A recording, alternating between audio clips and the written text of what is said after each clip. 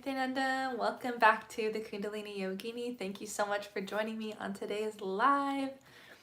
It's been a little bit since I've been on here. I was in Mount Shasta, Northern California, for a week and a half. I only got back last week and I've been catching up on so many things here, lots of work, and connections to catch up on, but the experience in Mount Shasta was seriously out of this world. I have so many stories to share, which I'll start sharing about a little bit with you all today. And I'm really excited to share the juiciness. So I'm sure some of you have heard of Mount Shasta, but a lot of you might have not heard about it. It is a very sacred site on planet Earth. It is considered to be a vortex of energy, but also the root chakra of planet Earth. There are 7 primary chakras, right, for human body, but also for Earth itself. Mount Shasta is this starting point, the root center. And in the Hindu tradition, Mount Shasta is also seen as the counterpoint of Kailash, of Mount Kailash, which is actually considered the crown chakra or Sahasrara chakra of planet Earth. So it's really fascinating that this polarity, this almost masculine and feminine energy, and also this root and this crown energy goes through the earth. On one side is Kailash, on the other is Mount Shasta in Northern California. And I had never actually spent time here until this trip. And wow, where to begin, honestly. This experience and trip really surpassed any idea, conception, or expectations about the space and the place. I knew it would be something special, but I didn't realize how special it was going to be. Hi guys, thank you so much for joining. Great to see you here. I'm just catching up on the chat. Namaste. Hello. Yeah, I know. I always forget about that sometimes, where the camera is, because I just use my iPhone.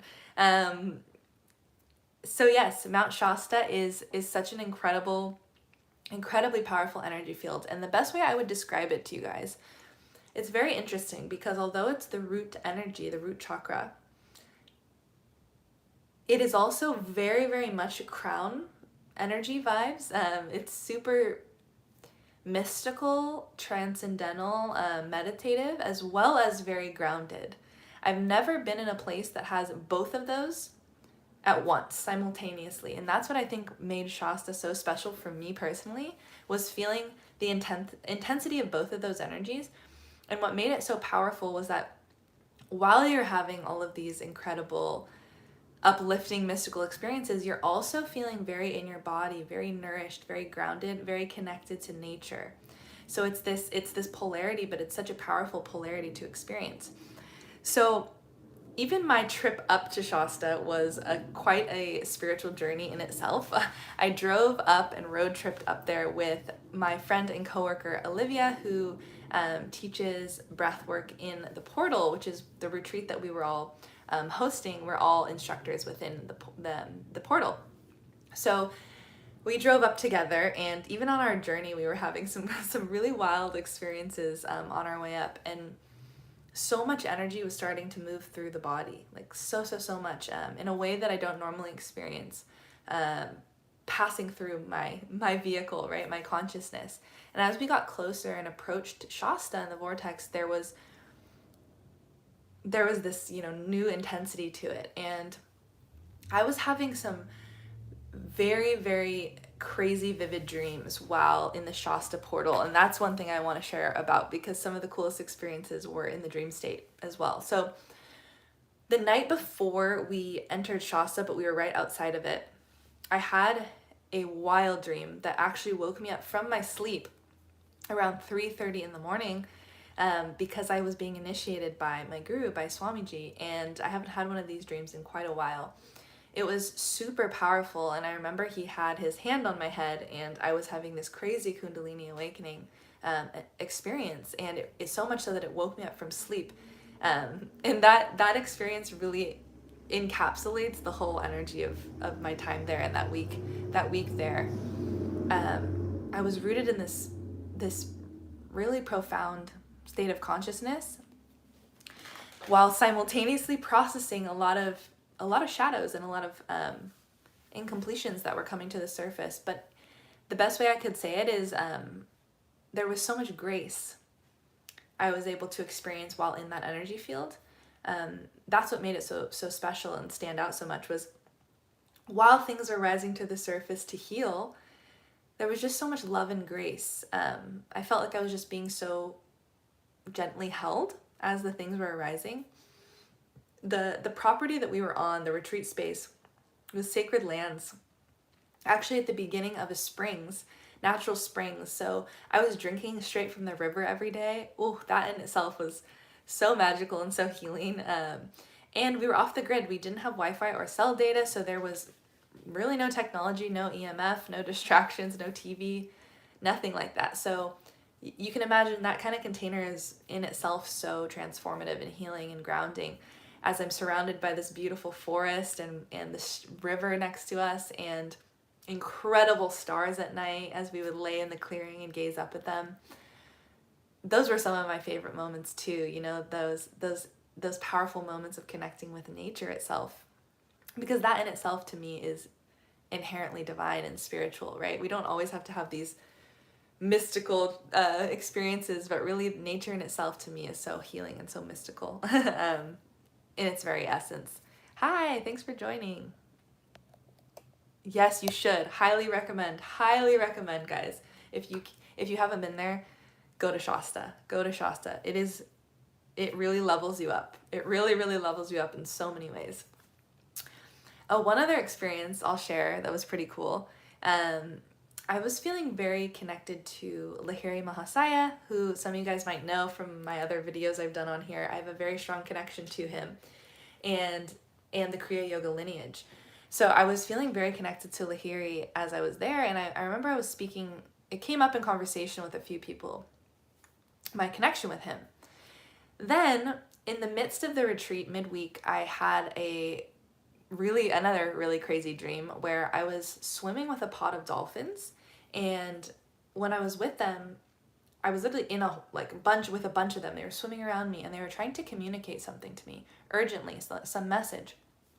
And I woke up, and I was like, what was it? What were they trying to tell me? And it was so lucid, so vivid.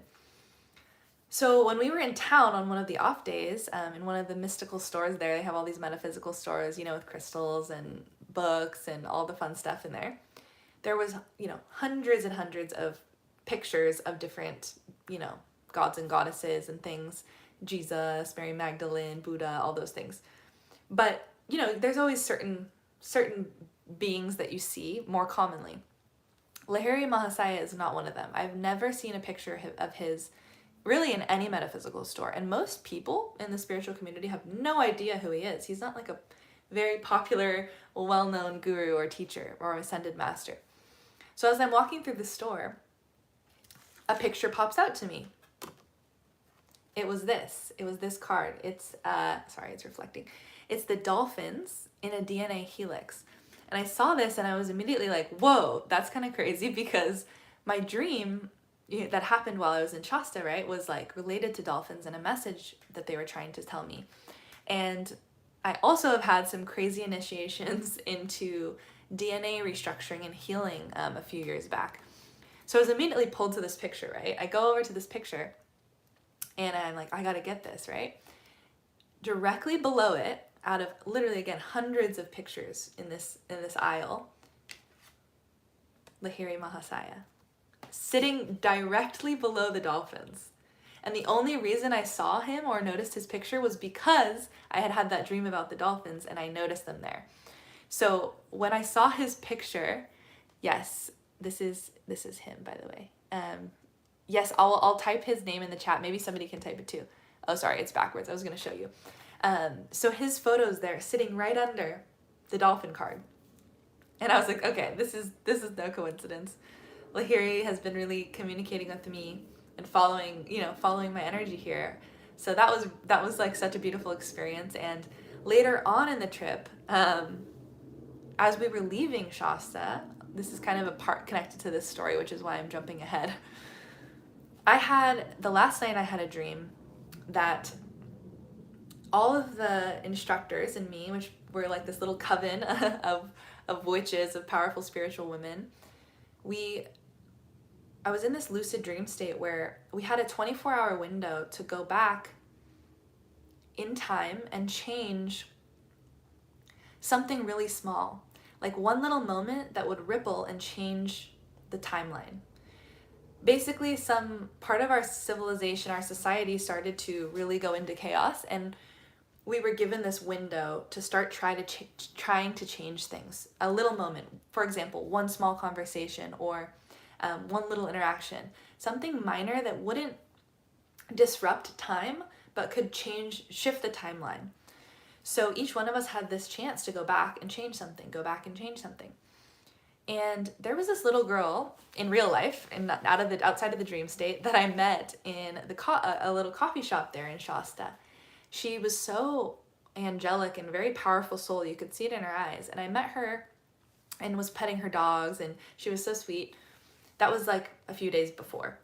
In the dream, I remember I kept coming back to that place and talking to her. I remember so distinctly that I kept coming back to this little girl, and I don't know why. And I was repeatedly like trying, every interaction I was having related to her and in meeting her. It was really, really interesting. So long story short, the next day as we're driving out of Shasta, me and Olivia are driving back down the coast, we decide, actually, let's quickly stop and grab a tea before we get on the road. And we didn't even have that planned. We pull over, we go into this cafe, and there she is. The little girl was there, the girl from my dream, in the coffee shop. I get chills. I'm like, okay, this is kind of crazy. Olivia was like freaking out because I had told her about my dream, and she was like, okay, this is crazy. And we were laughing because, of course, that would happen on our way out of Shasta because our whole week had been filled with experiences like that. And I didn't say anything. We order. Her mom starts talking about San Diego, and I was thinking recently about moving to San Diego, to Encinitas, and her mom starts talking about how she lived in Encinitas. So I kind of talk to her and I say, oh, that's so crazy. I'm from Southern California, and I was actually just thinking about moving to Encinitas. She starts talking about it, etc., etc. And then she says, I attended the Self-Realization Fellowship, which is the organization of Yogananda and Lahiri Mahasaya. For 25 years, she was going to that temple in San Diego. At this point, I'm like, okay, this is crazy. So now, not only is this girl from my dream showing up in my field, but there's also a connection to Lahiri Mahasaya and to Yogananda. Wild. So I start chatting it up with her. I end up opening up and telling her about the dream. And she wasn't even surprised. And she says, oh yeah, my daughter's, a very special soul. She's like, awakened child.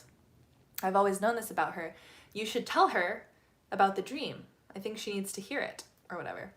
So the little girl comes over, she was in the bathroom, and I tell her, I was like, you know what's so crazy? You were actually in my dream last night.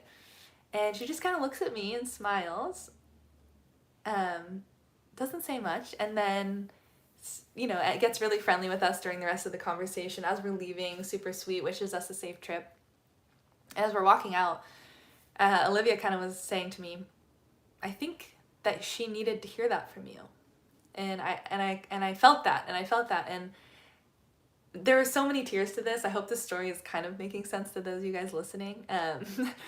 But wow, Shasta, I'm telling you, is some different type of energy field that pulls these type of situations together, beings together, synchronicities together. And that was just one little example of what was happening while we were there. Like truly just one little story. Now in the waking state, when I was there, I was also having a ton of really profound and very healing experiences throughout the retreat.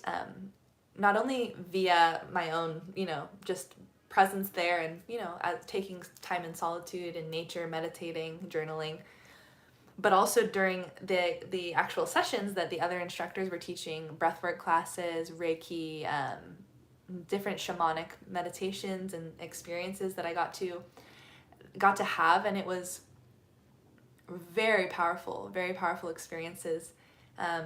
Kind of in summary, the biggest thing I was personally working to shift when I was there was stepping into a different level of self-love. And this was one of the realizations that I had while in meditation. I was thinking about how, my mind's talking and it's saying, but you do love yourself. You have a lot of love for yourself. You've come a long way, which is true. But I remember I was thinking, these words were standing out in my head, and I was thinking to myself, I want, to be totally like thinking and feeling like I'm the ultimate. I'm the bee's knees. Like I'm in love with myself, and I want somebody to feel that way for me. And then I had this click, and I was like, that's the shift. There's a difference between just self-love in general and being in love with yourself. The feeling you have when you are totally enraptured by a being, right? And totally in love with them, rising in love with them, at least in my experience, right? I'm ruled by Venus, I'm totally a Libra in that regard, and very much always been a relationship person, but I always see the ultimate in them. I see God in them. I see the best. I see consciousness. I see all of the wonderful reflections of consciousness, right? And that was my click, is like, wow, you know what? I want to take it that step further. I don't just want to love myself. I want to be in love with myself. Give myself that same love that I give to others. Be completely in love with myself. Be completely enraptured with myself. And it actually isn't at all an ego thing, right? That's a misconception. It's truly the most divine thing that we can do, because that's us seeing ourselves as truly divine, right? Truly divine and truly an aspect of consciousness, of pure consciousness. So anyway, I was working on that particular cognition through a lot of these deep experiences that I was having, as I was releasing a lot of grief for the love I've lost or feel that I've lost in my life. And then on, the other side of that circle, other side of that pendulum, stepping into giving myself that love in a totally new way.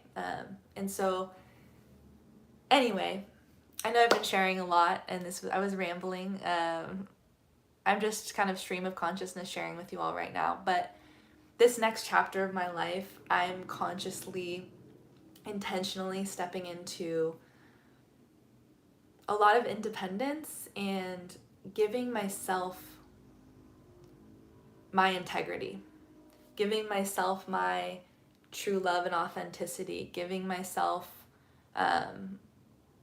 all the best things that I want somebody else to give me. But isn't that such a silly illusion, right? Like, why would we wait for someone else to give it to us, right? That's where the suffering comes from.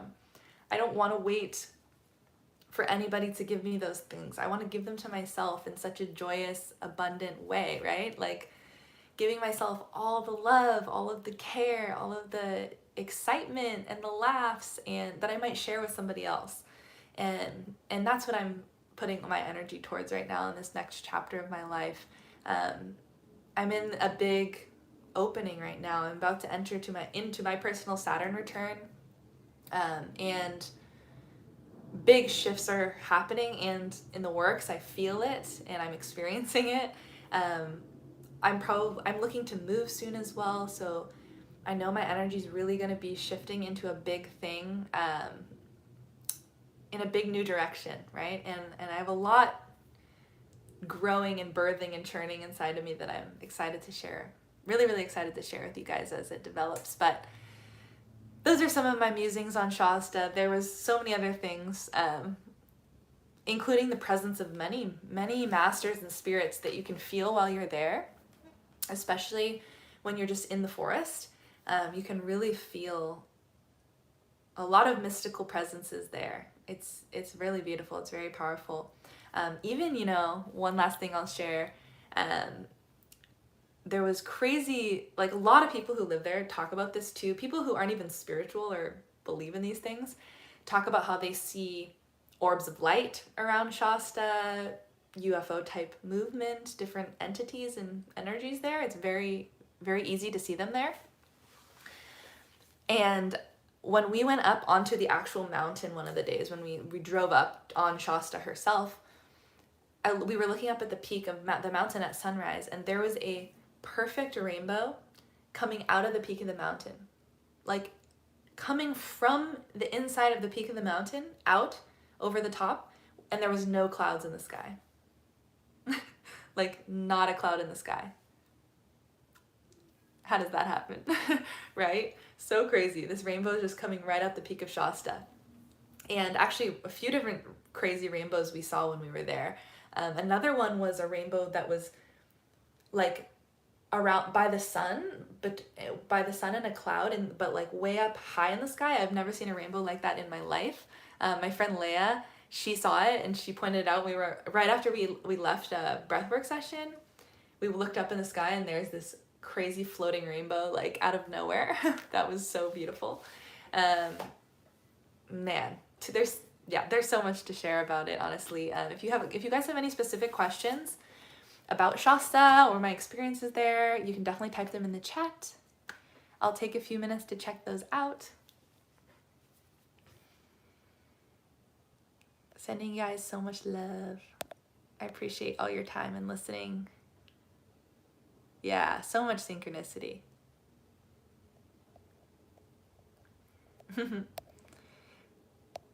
Yes, autobiography of a yogi, right? He's talked about in there. That's beautiful. So glad that you have his picture too. Very powerful being. Very, very powerful being. Before I forget, before I wrap up this live, and again, if you have any questions, you can send them in the chat. Before I forget, I just launched a spring detox program. You guys might not have seen if you don't follow me on Instagram. So if you're interested in doing a 2-week cleanse guided by me, this is the optimal time of the year, the season of spring in Ayurveda, to do cleansing of our gut. It's a really important, ritual in Ayurveda to do around once a year, where we give our digestive system a big cleanse, remove all of the toxins that have accumulated, the undigested food and stool that builds up in our colon and intestines, and flush that out.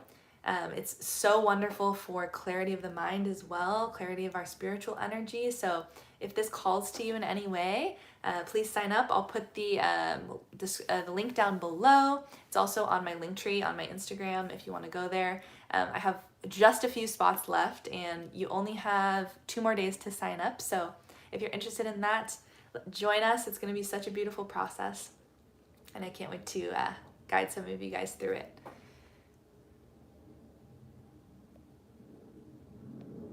All right, guys, if there's no questions, I will sign off. I wish you all a really beautiful rest of your week, and I will see you on the next video. Nithyanandam, everyone.